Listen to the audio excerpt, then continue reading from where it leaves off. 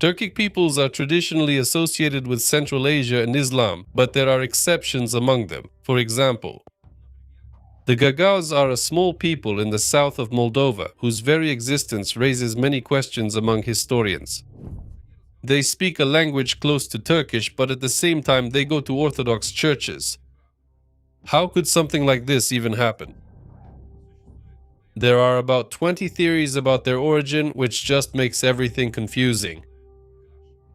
Well, today we're going to unravel the main historical mystery of the Balkans. Hello, you're on the Amazing History channel. On this channel, we explore history without fluff or outdated information. A huge thank you to our viewers and sponsors for your support. It's thanks to you that such in-depth analyses become possible at all. And now let's get down to business.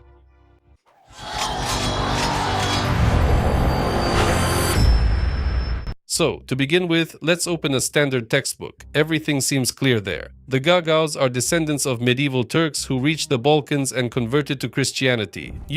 People usually use a neat metaphor about two streams of the same river. Supposedly, most of the Oghuz went south, turning into the Seljuks and Ottomans, and a smaller stream turned west, settled in the Balkans, and became the Gagauz. They kept their language but changed their religion. That's it, the mystery is solved. Let's move on. It sounds plausible. Right up until the moment geneticists come in. Scientists took DNA samples from the Gagauz and compared them with the DNA of Anatolian Turks, their closest linguistic relatives and supposed kin. And it turns out to be a rather inconvenient detail that genetically the Gagauz are much closer to their neighbors, the Bulgarians, than to the Turks. If the metaphor about two streams actually worked, the tests would have shown maximum kinship. It turns out that there's a huge hole in this neat version.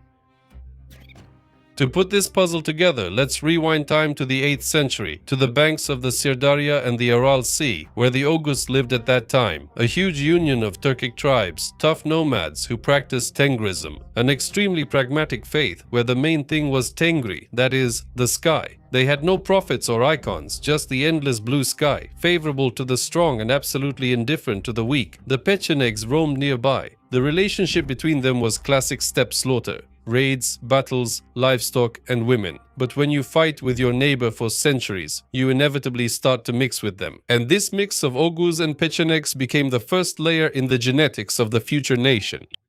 In the 9th century, a major split occurred among the Oghuz. Some tribes adopted Islam, which promised them benefits like access to top trade networks, literacy, and the wealthy cities of the Middle East. The Islamized Oghuz, led by the Seljuk clan, moved to the southwest. Well, you know the rest. Khorasan, Baghdad in 1055, the defeat of the Byzantines at Manzikert in 1071. It is from this branch that the Ottomans and modern Turkey would later emerge.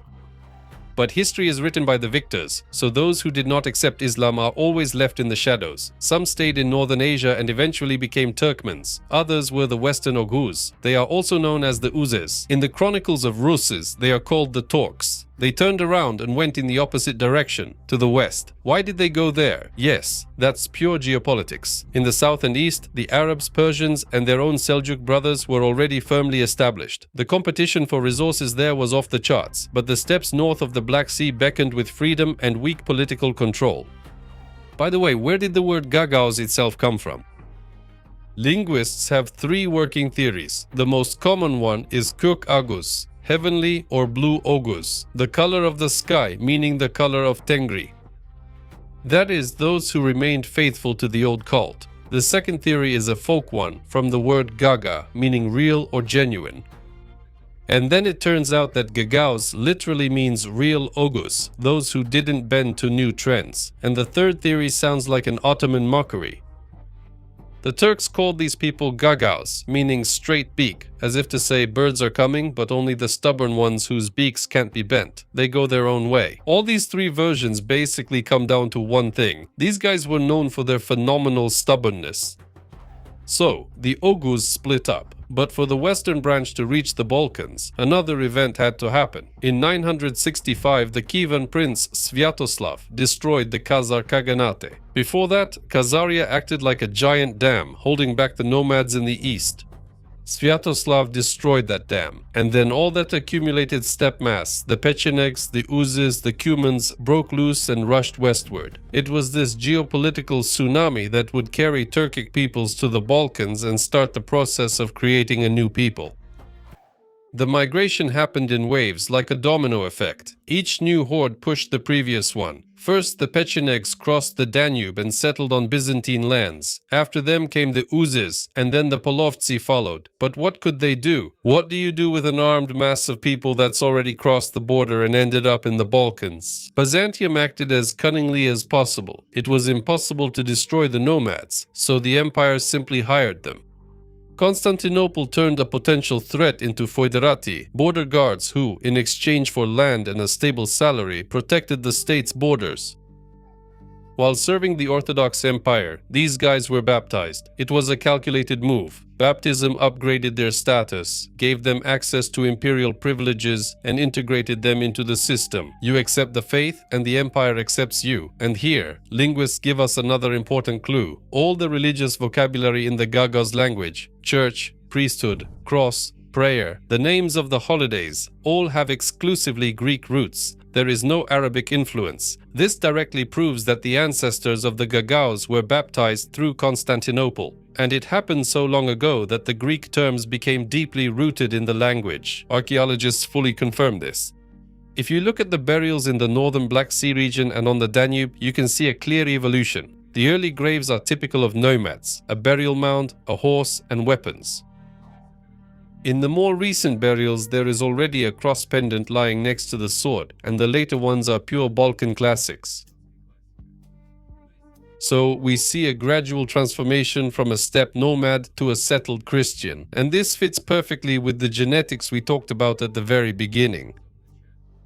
Turkic mercenaries married local Balkan women, their children were half Balkan, and their grandchildren were almost completely Balkan, but the language remained as the language of their fathers, of the military caste and social status.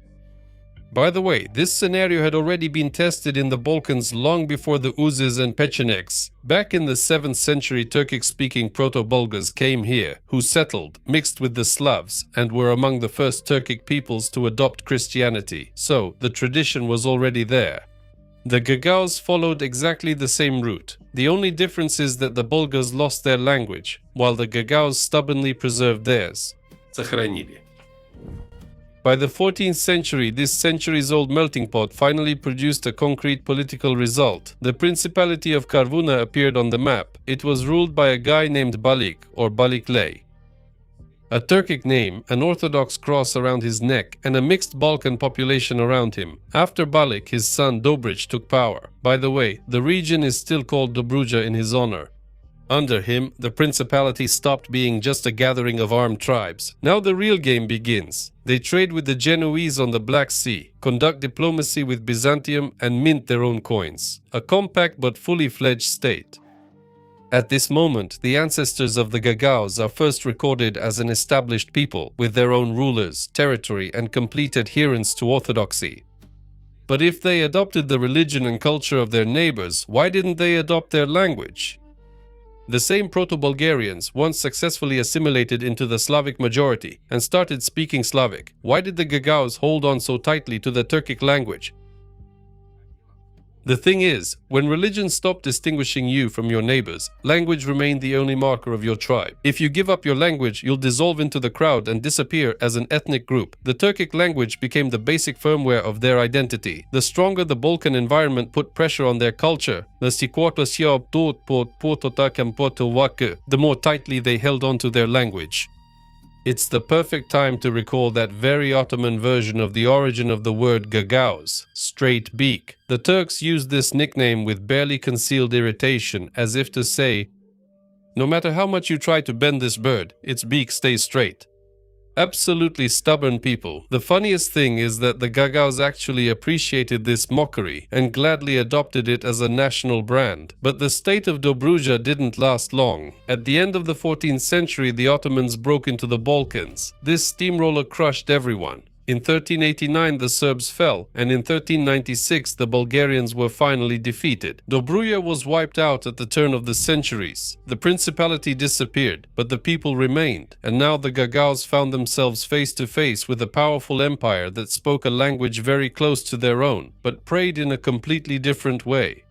The next 400 years were the main test for survival. During this time, many Balkan neighbors, Bosnians, Albanians, and some Bulgarians converted to Islam without much resistance. Some did it because of pressure, others for career opportunities and tax breaks, but the Gagauz did not change their religion.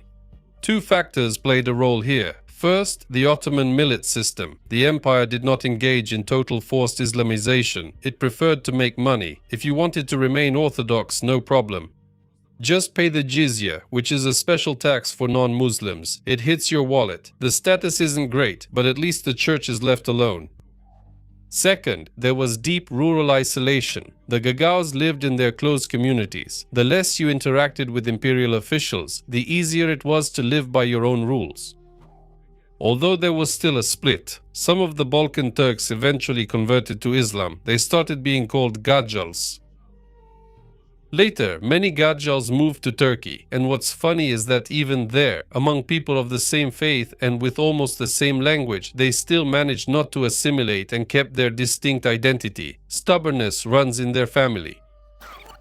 And now for the most amusing part, what Gagauz orthodoxy actually looked like in practice. When the first historians reached their villages in the 19th century, they were a bit stunned by what they saw. St. George's Day. The parishioners gather by the church fence, slaughter a young lamb, sprinkle the meat with holy water, and hold a prayer service. In other words, they take the ancient nomadic custom of kurban sacrifice and incorporate it into the Orthodox calendar. And they quite matter-of-factly call God Allah, simply because their language is Turkic. That's what it's like, a living folk mix where everything is blended. The foundation from the Tengrists, the facade from Byzantine Orthodoxy, and the vocabulary from Muslims. And nobody was bothered by this cocktail. That's how they lived until the end of the 18th century, and then the Balkans turned into a zone of endless Russo-Turkish wars, punitive raids, burned villages, and repressions against Christians. It was becoming physically dangerous to live in their old place, and right at that moment, an extremely unexpected offer came from the north. By the end of the 18th century, the Russian Empire had solved the problem of access to the Black Sea. The border was successfully pushed south, and the empire ended up with a huge empty steppe zone between the Danube, Dniester, Prut, and the sea. Previously, the Nogais used to roam here, but after the wars, they were forcibly resettled back to Dobruja. There was plenty of land, but no one to work it. Petersburg urgently needed loyal, settled, and hard-working people, preferably Orthodox, to create a reliable counterbalance to the Turks. Then, Alexander I made an offer that would have been simply foolish to refuse. Bulgarians and Gagauz, tired of the endless Balkan bloodshed, were offered the chance to move to Bessarabia. The conditions were simply excellent. Huge land plots for each family, exemption from military service, tax holidays for several years, plus financial assistance for relocation. By 19th century standards, this was equivalent to a mortgage at 0% interest, with the entire debt written off after 5 years. People started moving to the steppe,